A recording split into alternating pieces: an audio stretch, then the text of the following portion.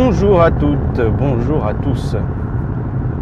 Nous sommes dans le CLS 63 AMG, un essai inédit puisque ce véhicule vient tout juste d'arriver en France. C'est certainement le premier qui a été livré sur le territoire. Vous le découvrez donc dans Option Auto 190 face à une voiture non moins exclusive, la Schneider ACS5 Sport S. Le principe du CLS deuxième génération, outre évidemment le nouveau style qui fait fureur depuis le début de l'année, depuis sa commercialisation, c'est son moteur, toujours AMG bien sûr, 63 pour garder la dénomination, mais dans les faits, on n'est plus sur un cylindre 2 atmosphérique, mais bien un V8 5 litres 5 biturbo qui développe 525 au choix ou 557 chevaux avec l'option Pack Performance. Cette auto, pour tout vous dire, depuis maintenant 3 jours que je roule avec, m'apparaît en toute modestie être le meilleur véhicule AMG jamais proposé, si on met de côté bien sûr le fameux SLS qui lui joue dans une catégorie supérieure.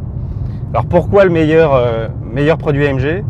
Parce que la définition des trains roulants en parfaite adéquation avec la voiture, la définition intérieure, la gestion de la boîte, la gestion électronique via ces petites molettes ici sur la console centrale, permettent de radicalement modifier la philosophie de conduite et d'offrir au choix une conduite coolée, plutôt confortable, typique d'une voiture, enfin de ce qu'on attend d'une voiture à 4 places, ou alors vraiment une conduite, sans parler de racing, en tout cas vraiment sportive, quasi ultime, avec un niveau de performance et surtout de dynamisme qui pour l'instant n'a jamais été égalé.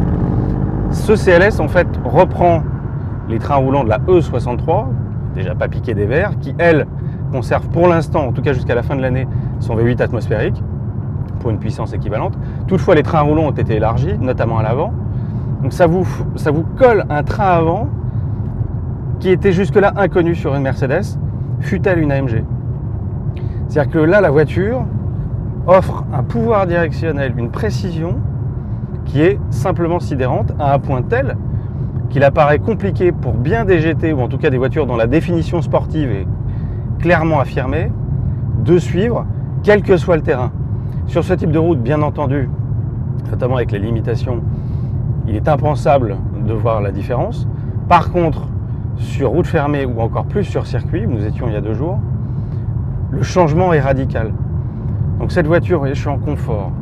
La direction RAS, la boîte est d'une douceur inégalée. C'est une double embrayage bien sûr, reprise du SLS. Vous disposez en plus d'un mode éco qui marche super bien, avec un stop and start. Alors on pourrait se dire c'est une AMG, c'est censé consommer énormément. Dans les faits, on est à 12 litres de moyenne sur une conduite mixte, classique, autoroute, ville et extra-urbain.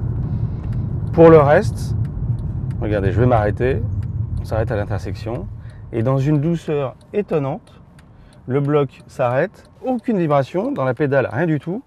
Et au lever de pied, évidemment, il redémarre. Alors vous allez me dire, à l'extraordinaire, une Citroën C3 le fait depuis des années. Toutefois, c'est la manière dont le stop and start est géré, que je trouve assez étonnante, puisque là, pour le coup, on ne s'en rend pas compte. C'est même plus efficace que sur une S400 hybride, dont, évidemment, c'était l'intérêt. Là, cette CLS, donc, ou ce CLS, vous choisirez. Après, la forme, c'est une question de goût. Moi, pour le reste, je suis vraiment fan de la disponibilité du bloc, puisque la plage de régime est vraiment large, avec un couple débordant. D'autant que, pour tout vous dire, on a fait le rodage de ce véhicule. Donc le rodage, c'est écrit ici, c'est 4500 tours maxi, 140 km/h, aucune pleine charge, et ce pendant au moins 1000 km. Donc on a tout le loisir, dans ces circonstances, d'apprécier le véhicule, puisque vous ne profitez pas justement de ses performances ultimes. Et en l'occurrence, voilà, c'est une auto dont je dois bien admettre que je la garderai bien dans mon parking, puisqu'elle vous permet, dans un confort qui n'est pas princier, puisqu'évidemment on est un poil moins confortable qu'une classe E équivalente, voire un CLS 350 ou 500 classique, mais malgré les grandes roues, malgré la suspension qui a été nécessairement durcie, vous avez une auto qui tolère bien des routes bosselées comme c'est le cas là dans l'arrière-pays, et sur autoroute évidemment qui est top. Vous pouvez passer sur des modes de boîte. Là, je suis en confort sur SS Plus et M avec un mode AMG. Et surtout en ride control sport. Donc la voiture s'affermit, ça va même se voir sur les caméras, je pense. Et là, en sport plus, donc là, sont peut-être mes dents que je vais perdre.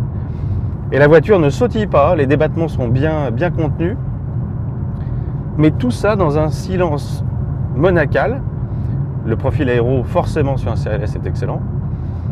Donc ça vous fait quoi? Ça vous fait un compromis quasi parfait. Certes, 131 500 € pour des performances qui sont l'apanage en temps normal de grands coupés sport, puisque 4 secondes 4 annoncé aux 0 à 100, 250 limité, avec l'option pack perf 557 chevaux, il est probable que le limiteur soit décalé à 280, comme ça a été souvent le cas sur les Mercedes dans le passé.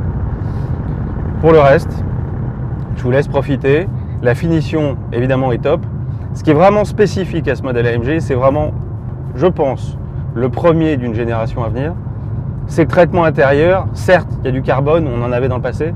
Toutefois, là, les surpiqûres, l'emballage est vraiment particulier et spécifique. Et ça témoigne d'une volonté, comme nous l'avait annoncé Olaf, le nouveau patron d'AMG, de complètement gérer la conception d'un véhicule plutôt que de simplement imposer la patte AMG sur une voiture dont on sait, puisqu'elle sort de sa Mercedes-Benz, qu'elle est déjà efficace et de qualité. Là, le package est complet. En tout cas, à mon sens, c'est largement réussi.